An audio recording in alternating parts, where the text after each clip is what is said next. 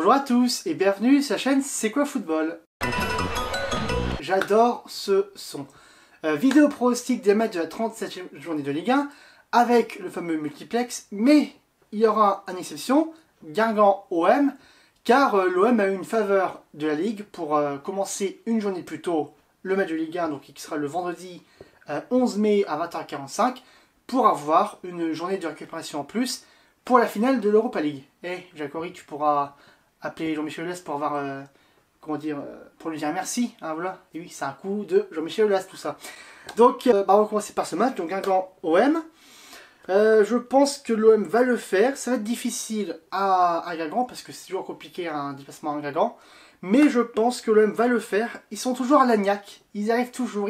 En tout cas, on peut pas leur reprocher un truc. Ils mettent de l'énergie dans leur match. Et je pensais qu'ils allaient leur manquer, notamment pour la demi-finale contre Salzbourg. Mais au final, ils sont toujours pris par l'envie, les victoires, l'euphorie. Donc c'est pour ça que je pense que je donnerai une victoire de l'OM 3-2 à Guingamp. Donc victoire de l'OM avec les deux équipes qui marquent. Strasbourg contre Lyon. Je vois une victoire de Lyon avec les deux équipes qui marquent. Ça va être un déplacement périlleux de Lyon à Strasbourg parce que Strasbourg, ouais, ça joue son maintien parce qu'ils ont chaud aux fesses avec Toulouse et Troyes qui peuvent leur passer devant en cas de victoire. Donc Strasbourg va jouer sa survie. Ils vont jouer à fond. Donc ça va être compliqué pour Lyon, mais avec les talents de Memphis, de Mariano, de Traoré, de Fekir. Dans le jeu collectif, Lyon, c'est pas ça du tout.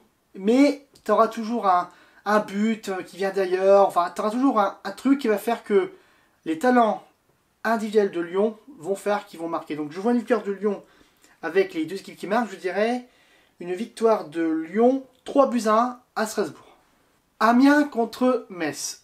Victoire d'Amiens sans encaisser de but. Parce que Metz, ils sont au bout du roulax. Les deux buts qui se prennent en fin de match contre Angers, là, en plus ils sont relégués. Ça va être une victoire, une fête pour Amiens à domicile. Donc victoire large d'Amiens, 3-0 contre Metz. Lille contre Dijon. Et pour Lille, c'est encore une fois le match de la peur. Non, je ne vais pas vous le faire une deuxième fois. C'est pas le match de la peur, mais en tout cas, la semaine dernière, c'était le match de la peur et ils l'ont gagné. Et du coup, là, ça devient un peu le match de la survie, de la vie. Parce que là, ils sont 16e, ce qui est incroyable pour eux. C'était au bout du rouleau, les mecs. C'était vraiment... Cette équipe était vraiment dramatique. T'as l'impression qu'ils étaient tous en dépression. Galtier, à chaque conférence de presse, t'as l'impression qu'il se pose, tu vois. Mais au final, il va peut-être le faire maintenir Lille dans une situation catastrophique. Et ils affrontent Dijon et Dijon va jouer le jeu. Parce qu'ils sont sûrs d'être maintenus. Et puis bon, Dijon, c'est une équipe qui va de l'avant. Donc ça va être un score assez élevé. Et je dirais... alors... ça serait pas un bon résultat. Ça ne serait pas un bon résultat pour Lille, mais je pense que ça va faire un score large, mais nul. Donc je dirais un score de 2-2 entre Lille et Dijon. Monaco contre Saint-Etienne. Sans le légendaire Vercoutre, mon prono de 1 but partout entre Caen et Monaco, je l'avais. Je l'avais, puis en plus, ce qui est dommage, c'est que ça aurait bien arrangé Lyon pour la Ligue Champion, mais bon, voilà, Vercoutre, la légende, quoi, tout simplement. Donc, sur ce match, bon, Saint-Etienne, ils viennent de perdre à domicile contre Bordeaux, ça lui met un coup derrière la tête, mais ils sont toujours en vie pour jouer l'Europa League, et je pense qu'ils vont se ressaisir. Gasset va faire le taf pour les mettre en ordre de marche. Et puis Monaco, alors, certes, ils ont gagné en fin de match contre Caen, mais malgré ça, tu sens que cette équipe, contre n'importe quelle équipe de Ligue 1, elle peut se faire taper, elle peut perdre des points. Donc c'est pour ça que contre Saint-Etienne, ils peuvent perdre des points. Et je dirais, match nul entre Monaco et Saint-Etienne, je dirais un score de 1 but partout entre Monaco et Saint-Etienne.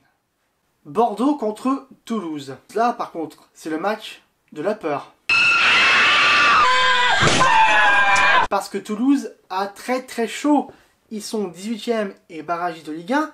2 points devant 3, qui en cas de victoire contre Montpellier, peut leur passer devant. Ça va être très tendu. Là, il va y avoir chaud aux fesses parce que, en plus, à Bordeaux, ce qui n'est jamais simple comme déplacement, en plus, Bordeaux qui peut encore... Bordeaux, oui, c'est ça, 49 points, qui peuvent encore prétendre à l'Europa League en cas de contre-performance de Saint-Etienne, de Nice, de Montpellier. Donc, c'est pour ça que... je vois bien une victoire de Bordeaux et ça mettrait bien dans le caca Toulouse. Donc je dirais une victoire de Bordeaux avec les deux équipes qui marquent. Je dirais une victoire 2-1 de Bordeaux contre Toulouse. Angers contre Nantes. Victoire d'Angers à domicile sans encaisser de but. Nantes, ils sont en roue libre les mecs. Voilà, Ranieri va se barrer en fin de saison. Kita dézingue son capitaine Léo Dubois qui va partir à Lyon. Donc voilà, victoire d'Angers à domicile sans encaisser de but. Allez, je dirais victoire d'Angers 1-0 contre Nantes. Montpellier contre Troyes. Tout comme Bordeaux, les deux équipes jouent soit l'Europa League, soit le match 1 pour 3.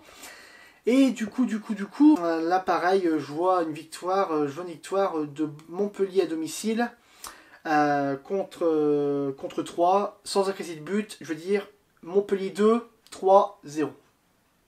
Nice contre Caen. Là encore, c'est une équipe qui joue l'Europa League contre une équipe qui joue le maintien, parce que même si Caen est 15e, ils n'ont que 3 points d'avance sur Toulouse Paragiste, donc ils peuvent théoriquement encore descendre en Ligue 2. Donc, mais je pense quand même que Nice va faire le taf à domicile contre Caen, parce qu'ils ont très bien joué contre l'OM, parce qu'ils ont bien emmerdé. Donc je dirais une victoire de Nice avec les deux équipes qui marquent. Je dirais une victoire 3-1 de Nice contre Caen. Et enfin le dernier match, le PSG contre Rennes.